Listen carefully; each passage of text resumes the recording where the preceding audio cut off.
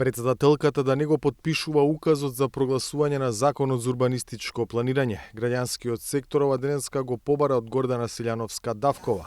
Представниците на неколку невладини организации собрани спроти парламентот повикаа да се стопира законот кој пред 2 дена помина во собранието.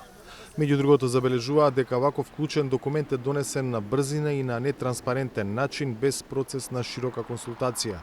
Прва забелешка е во однос на тие 600 дупови кои што се чисто рок за носење и изминат поради новиот закон во кој што стои член во кој што ако не се завршени во рок од 4 години мора да продолжи постапката по новиот закон, односно земање на параметрите од новиот закон. Сега ги враќаме во живот, значи ќе одат како што се веќе проектирани по стариот закон. А тука немате реална состојба, попис, многу елементи кои што веќе се изменети низ годините, а кои што мора да се вклучат во самите урбанистички планови, вака нема да се вклучат.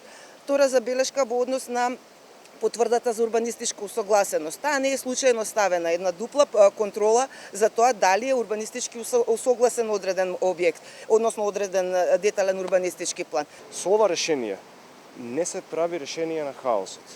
Ако во моментот целиот наш урбанистички простор е еден голем чвор, со ова решение се додава уште една плюс помало чворче кој што наместо се распетка прави уште поголем проблем.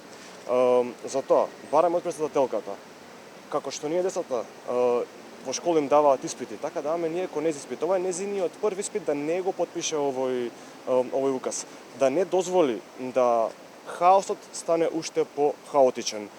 Граѓанскиот сектор повторува дека заради големи профити градовите во земјава сега се пренатрупани, без доволно зеленило и јавен простор, без минимален квалитет на живот за граѓаните. Затоа се надевале дека новата влада ќе има поинаков пристап.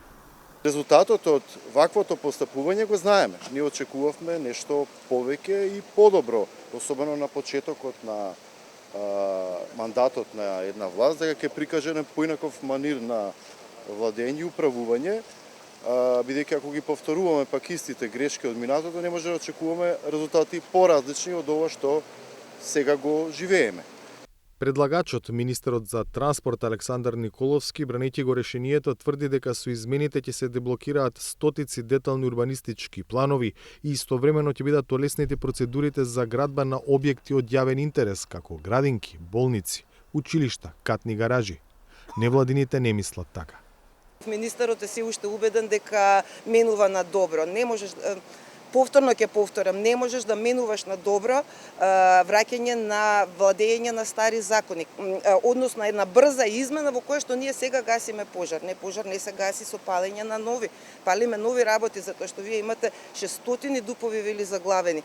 Имате проблем кога вие 4 или 5 години не сте ги донеле тие дупови. И решението не е сега најдовме начин брзо да ги донесеме. Не се донеле зашто имаат реален проблем. За сега кабинетот на председателката Силјановска-Давкова молчи за барањето на граѓанските организации да не го потпишува указот за прогласување на овој закон. За Гласот на Америка од Скопје, Владимир Мирчевски.